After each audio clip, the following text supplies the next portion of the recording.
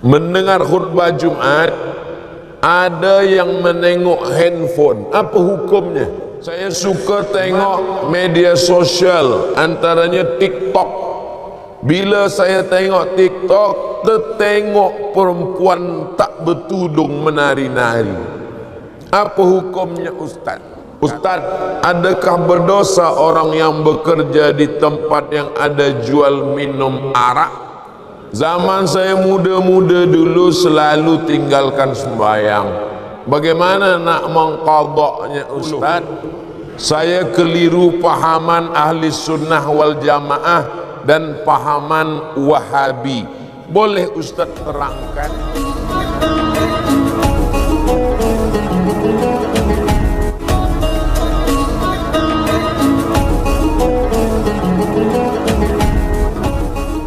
Mendengar khutbah Jumat, ada yang menengok handphone. Apa hukumnya? Man la'ibal hasa fala jum'ata lahu. Siapa yang main-main batu, maka tiada Jumat baginya. Man la'ibal hasa faqad lagha.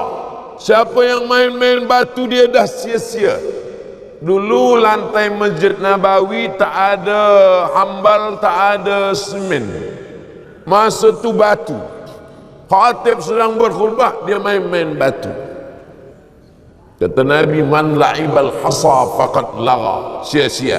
Idza qulta li sahibika ansit, kau kata pada kawan sebelah engkau, hei diam, faqad laghauta, kau sudah sia-sia.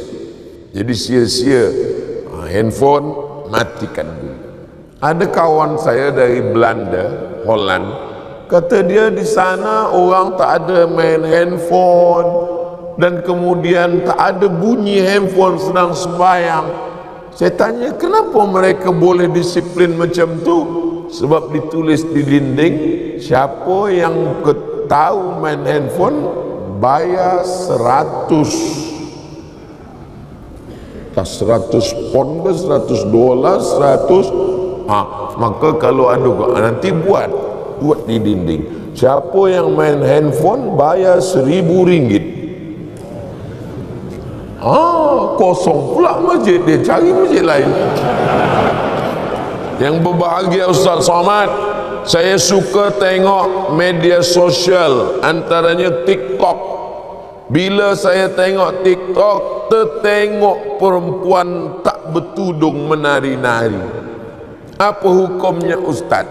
Kalau tertengok tak apa, tapi kalau sengaja menengok, maka bila dia scroll nak cari TikTok Ustaz Abdul Somad, cepat-cepatlah, cepat-cepat. Apalagi kalau ada bini di belakang, cepat-cepat.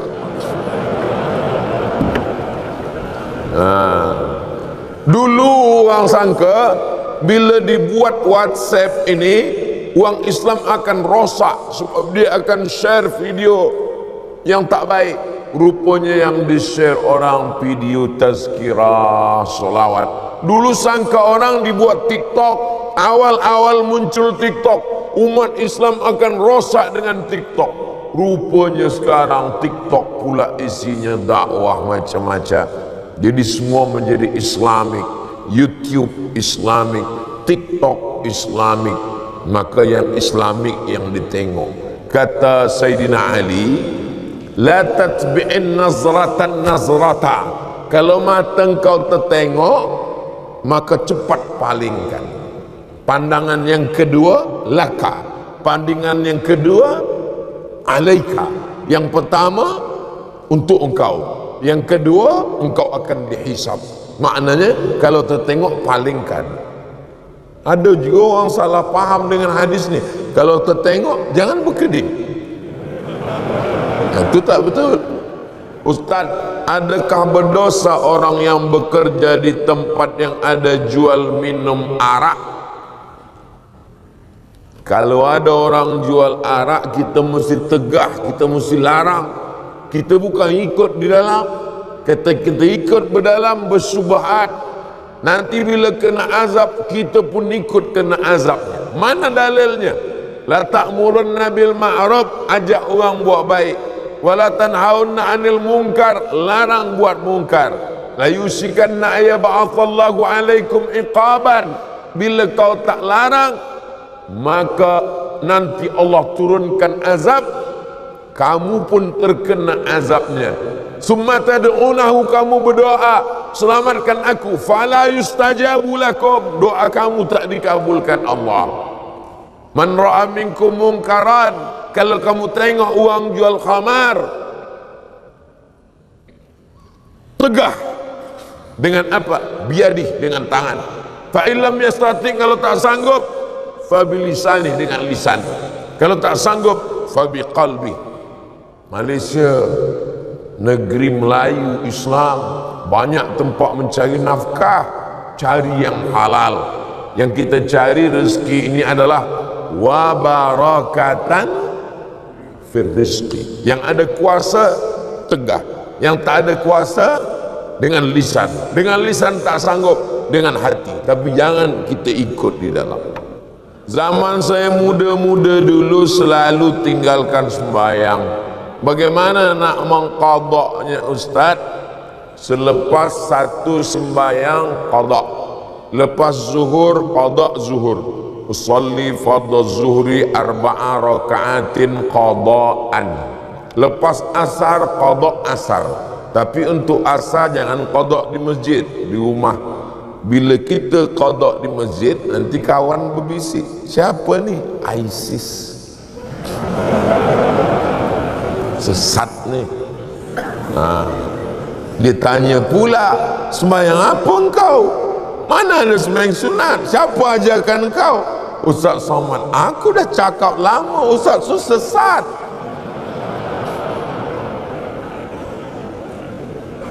Maghrib, usalli fardal maghribi salasa raka'atin qada'an. Bukan maknanya saya bagi makna qada' ni kita ringan-ringankan saja sembahyang, jam sikit tak sembahyang, mengantuk sikit tak sembahyang.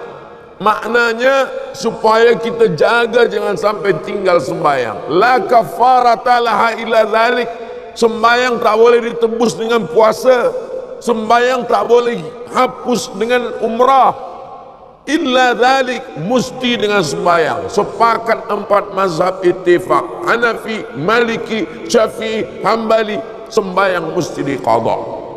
Tapi kata ustaz kami tak perlu qada. Ibnu Taimiyah kata, Ibnu Taimiyah tak perlu qada, istighfar saja. Tapi dia keluar daripada empat mazhab. Kita pakai empat mazhab, wajib diqada. Tapi jangan sebab tazkirah di Bukit Jelutong ni, esok semua office kosong. Kemana semua? Semua mengqada. Qada tu lepas satu sembahyang qada. Berapa tahun tak sembahyang? 10 tahun. 10 tahun qada. Lepas satu sembahyang. Bila saya mati, setahun mati, alhamdulillah selesai insyaAllah. Begitu cara qada. Saya keliru pahaman ahli sunnah wal jamaah dan pahaman wahabi. Boleh Ustaz terangkan? Panjang, saya ringkaskan pada 3. Dia menengok saya sebagai pelaku bid'ah. Kalau bid'ah dalalah, kalau dalalah finnar. Maulid Nabi bid'ah, Isra Mi'raj bid'ah, menyambut 1 Muharram bid'ah, malam nisfu Sya'ban bid'ah, berdoa mengangkat tangan mengusap ke muka bid'ah, pakai hadis dhaif bid'ah, talqin mayat bid'ah, tahlil bid'ah, maka bertarekat bid'ah. Abdul Somad ini pelaku bid'ah dalalah finnar menurut dia, padahal kita punya dalil-dalil.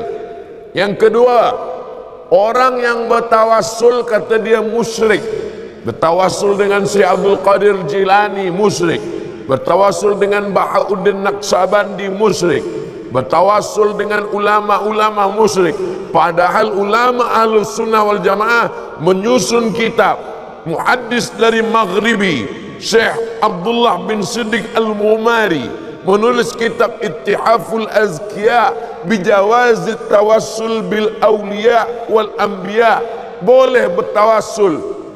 Aku bertawassul kepada engkau ya Allah dengan kemuliaan Syekh Abdul Qadir Al-Jilani. Mereka mengatakan orang yang bertawassul berarti dia musyrik karena dia meminta kepada wali-wali Allah. Yang ketiga, mereka mengatakan orang yang mentakwil ayat mutasyabihat kafir. Sedangkan Asy'ariyun, Asy'ariyah mentakwil ayat mutasyabihat. Ar-Rahman 'alal arsy istawa. Allah duduk di atas aras. Siapa yang memahami Allah bertempat duduk di atas aras, maka dia adalah mujassimah menurut Asy'ariyah. Lalu apa makna Allah bersemayam di atas aras? Maknanya Allah Maha Kuasa. Kata dia tak boleh ayat ini ditakwil. Siapa yang mentakwil ayat berarti kafir. Itulah percanggahan yang membuat kita tak boleh bersatu. Dia tengok saya sebagai pelaku bid'ah, dia kata saya ni sebagai orang musyrik kerana bertawassul, dia katakan saya ni sebagai orang kafir kerana saya mentakwil ayat. Maka tak boleh kita bersama, sebab ada 3 perbezaan yang amat sangat mendasar.